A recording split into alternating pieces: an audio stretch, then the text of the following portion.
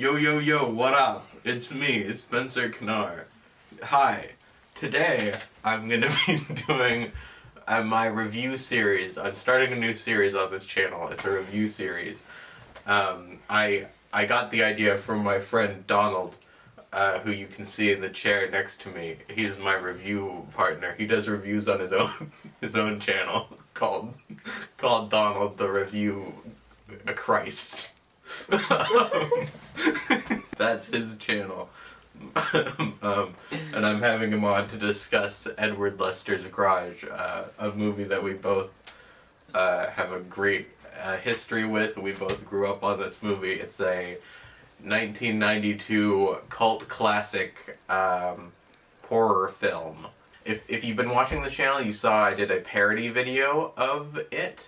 And that's great. Welcome to the 6 days of Easter, or whatever. Edward Lester's Garage, it's a great movie. I know I've made fun of it in the past because it has some plot points that are like more hit or miss, but it is fantastic. It was created in 1992 by movie maker Glenn Howerton and famous actress Christina Applegate. Glenn Howerton plays the main part, Edward Lester, and Christina Applegate, of course, plays all of the other characters. It was directed by, what's her name? Christina Applegate. Christina Applegate's the producer, the executive producer, made the music. It's about a guy, Edward Lester, who he goes into a seizure right as he's in the middle of teaching his astronomy class, and he wakes up in the hospital and meets his brother, and it turns out that because of a strange anomaly, he's been kept young while his brother has aged while he was in his coma. That's already a pretty interesting premise. You kind of start to wonder about why and like how and stuff, and anyway, eventually there's a bunch of cats. We mostly focus on the cat storyline, and we don't really talk about the coma ever again. And the whole movie is about him trying to find out what's going on with all of his cats that he now has, and we're apparently always there. So it's like a multi-dimensional kind of thing. It has a great soundtrack, great acting, obviously. The shot design of the movie is amazing. Like, for example, in the very first shot, when it pans out and it shows Edward on the ground after he's fainted and gone into his coma, we pan out and we see just the whole city, and around the city we can see very clearly a bunch of different cats in the frame, and it represents the idea that this movie will have something to do with cats later.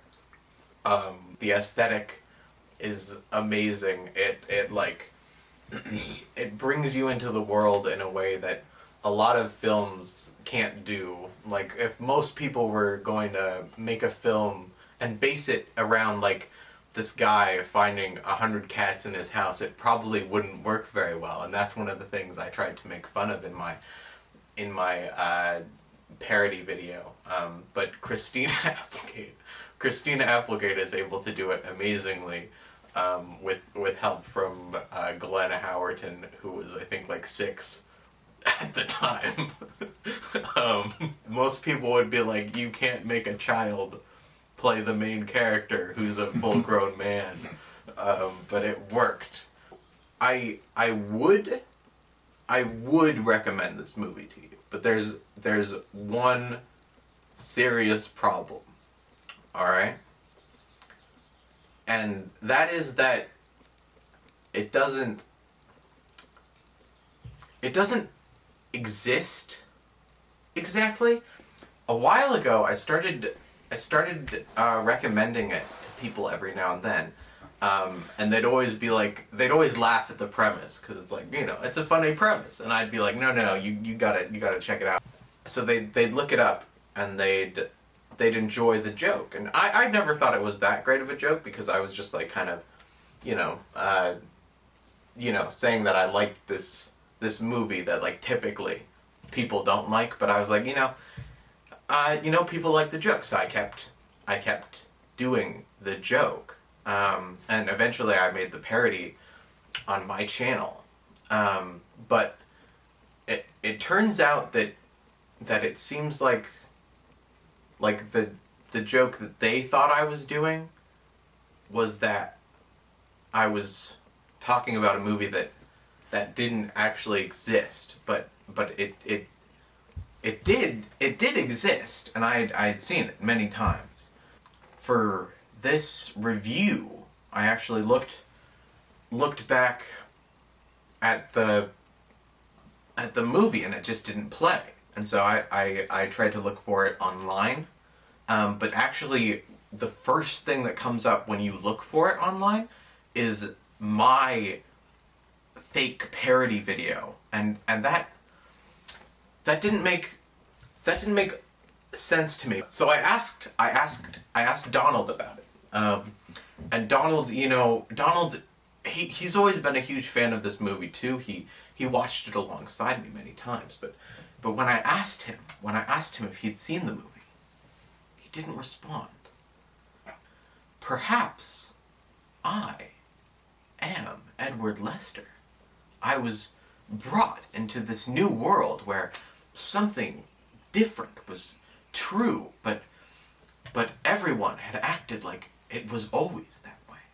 Everyone acts as though Edward Lester's garage never existed, but to me it was real. Just as real as those cats were not real to Edward Lester. I started thinking about ways to prove that it was true, that it was a real movie that actually existed. So I decided to make this review. Since it seems that other people see different things when they watch that movie, I believe that you watching this video may see the movie for what it is. Perhaps we have switched places, and now you can watch Edward Lester's Garage. So I'm going to play it for you. And hopefully, we can get to the bottom of this mystery together. Okay, so here we go. I'm gonna test out the Edward Lester's Garage footage to see if you guys can see it, because I can't anymore. So I'm gonna test the theory that something might come up for you now when I play this, and just see how it goes. Let's do this.